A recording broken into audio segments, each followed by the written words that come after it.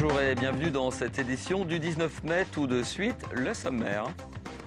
Un marsouin du 2e RIMA de Champagné est mort hier en Afghanistan. Le drame est dû à l'explosion accidentelle de munitions selon le ministère de la Défense.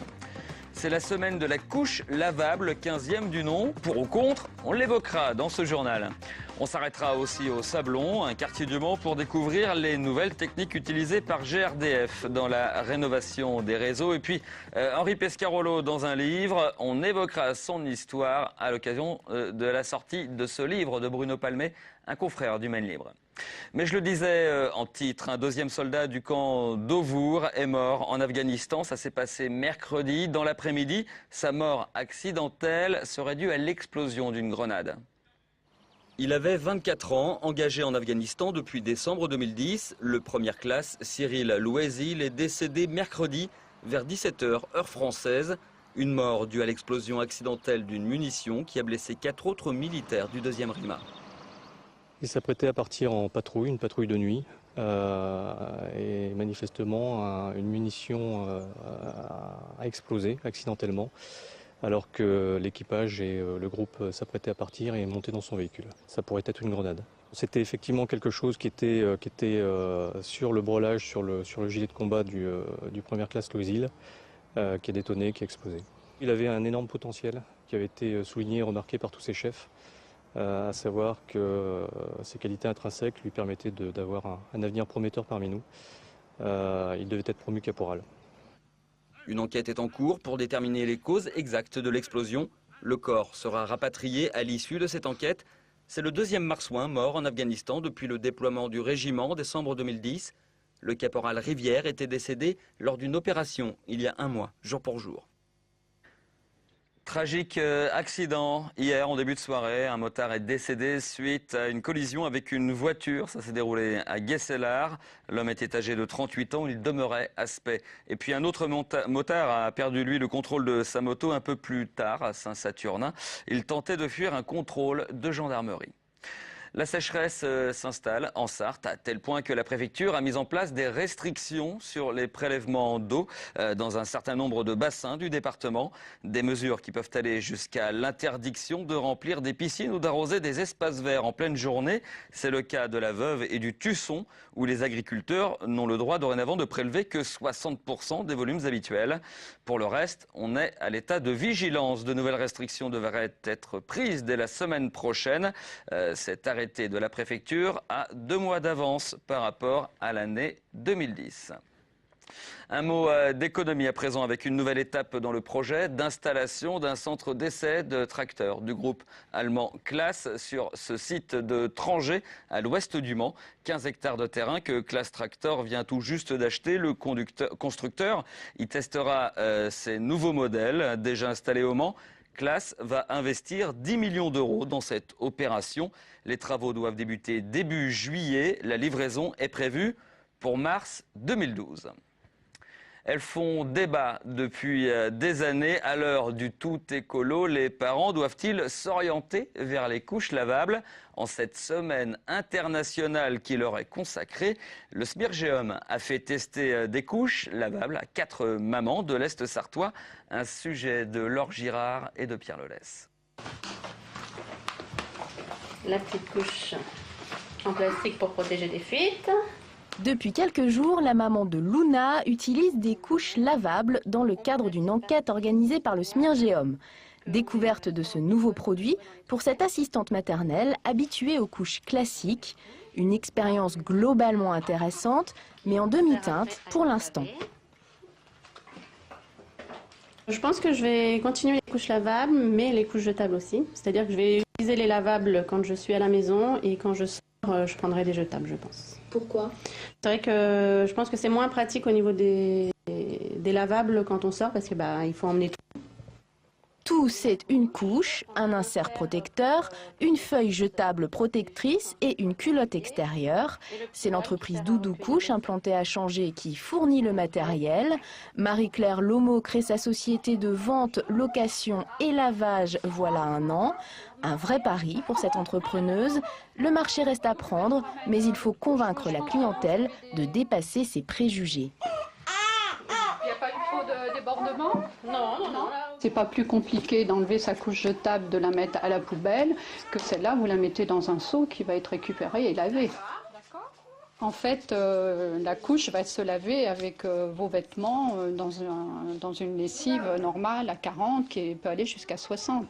Et je vous assure que les couches ne sont pas tachées s'il y a quelques problèmes de fuite quand il y en a. Aussi fiable, plus écologique, un argument de poids quand on sait qu'un bébé salit en moyenne 5000 couches au cours de sa vie.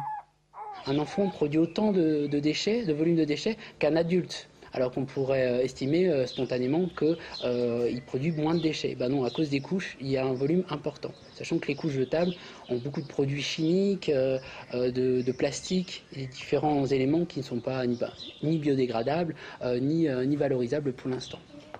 Enfin, l'économie financière est réelle, entre 300 et 400 € pour l'achat d'une vingtaine de couches, sans compter que les petits frères et les petites sœurs de bébé pourront aussi en profiter. C'est terminé.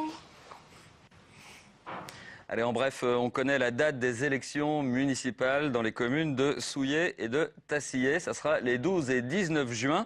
Les électeurs sont appelés à élire le conseil municipal de Souillé après la démission du précédent. Et puis à Tassillé, un seul conseiller doit être élu en remplacement du maire décédé il y a peu. On s'arrête maintenant dans le quartier des Sablons au Mans où le réseau de gaz est vieillissant. Des travaux de renouvellement ont lieu et sont en train de se terminer au niveau des conduites. Ils mettent en œuvre des techniques assez spectaculaires comme cet aspirateur ultra puissant découvert pour nous par Jérôme Alain. 1 mètre cube de terre aspiré en 10 minutes. Ce camion aspirateur sévit actuellement dans le quartier des Sablons. Depuis début avril et jusqu'à la fin du mois, GRDF modernise le réseau de distribution de gaz naturel en renouvelant 65 branchements. 1200 mètres de réseau sont concernés par les travaux pour un montant de 250 000 €. Un chantier novateur, notamment grâce aux techniques utilisées. Un camion aspirateur a une puissance de 4000 aspirateurs ménagers environ et permet de faire une douzaine de fouilles de branchements alors qu'à la main il aurait fallu en faire 3 dans la journée.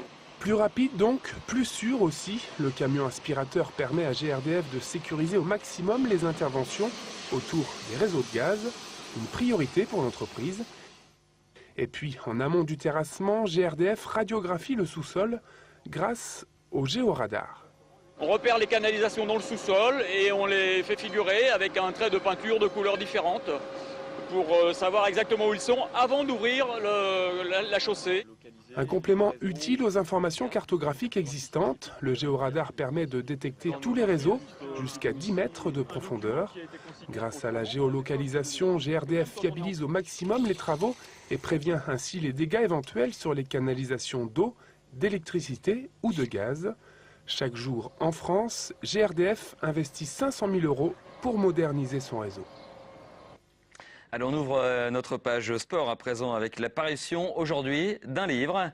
Le livre Pescarolo, retour en piste, raconte l'histoire de l'écurie sartoise depuis sa vente aux enchères en octobre dernier jusqu'à la victoire récente au Castellet.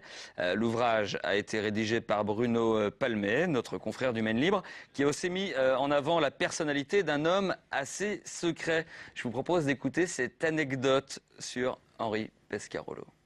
J'ai découvert certaines choses, comme par exemple que jamais personne n'était venu le voir courir de sa famille aux 24 heures du Mans, quoi. Il a toujours refusé, par peur de ce qui puisse lui arriver à lui-même, qu'il lui arrive un malheur et qu'il y ait des témoins de la famille qui soient là.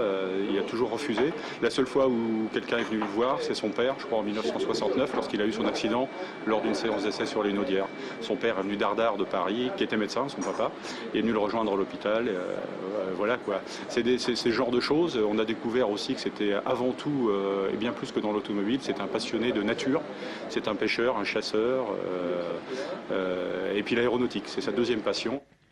Voilà des propos recueillis par Pierre Lolès. Pescarolo, retour en piste, est paru chez le Manceau Libra Diffusio.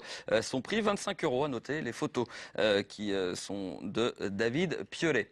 Gageons aussi qu'Henri Pescarolo observera attentivement les ajustements que la CO vient d'apporter au règlement des 24 heures. L'objectif est toujours le même, tenter de réduire l'écart de performance entre les voitures essence et les voitures diesel. La CO a décidé pour cela de modifier les brides des essences qui leur permettront de gagner du temps lors des ravitaillements. Au menu du reste de l'actualité sportive à présent, du foot, du hand et du basket. Pierre Lolès. On connaît depuis ce midi la composition du groupe du Mans FC qui se rendra à Vannes vendredi soir.